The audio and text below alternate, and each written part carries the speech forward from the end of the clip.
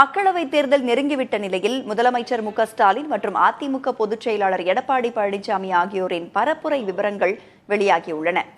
திமுக சார்பில் முதலமைச்சர் ஸ்டாலின் வரும் 22ஆம் தேதி முதல் தேர்தல் பரப்புரையை தொடங்குவார் என அறிவிக்கப்பட்டுள்ளது. அன்றைய தினம் அவர் திருச்சியில் பரப்புரையை தொடங்கவுள்ளார். தொடர்ந்து 23ஆம் தேதி திருவாரூரில் முதலமைச்சர் பரப்புரையை மேற்கொள்ள உள்ளார். மக்களவை தேர்தல் தேதி அறிவிக்கப்பட்டுள்ள நிலையில் திமுக சார்பில் முதலமைச்சர் ஸ்டாலின் வரும் 23ஆம் தேதி முதல் தேர்தல் பரப்புரையை தொடங்குவார் என அறிவிக்கப்பட்டுள்ளது. அன்றைய தினம் அவர் திருவாரூரில் பரப்புரையை தொடங்குவார் என தகவல் வெளியாகியுள்ளது. அதற்கு முன்பாக திமுகவின் வேட்பாளர் பட்டியல் வெளியிடப்படும் என எதிர்பார்க்கப்படுகிறது. இதேபோல் அதிமுக பொதுச் செயலாளர் எடப்பாடி பழனிசாமியின் பரப்புரை திட்டமும் அறிவிக்கப்பட்டுள்ளது.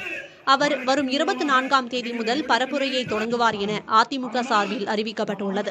திருச்சி தொகுதிக்குட்பட்ட வண்ணாங்கோவில் என்ற இடத்தில் அவரது பரப்புரை தொடங்கும் எனவும் கூறப்பட்டுள்ளது. அவர் தனது முதல்கட்ட பரப்புரையை இம்மாதம் 31ஆம் தேதி நிறைவு செய்வார் எனவும் தெரிவிக்கப்பட்டுள்ளது.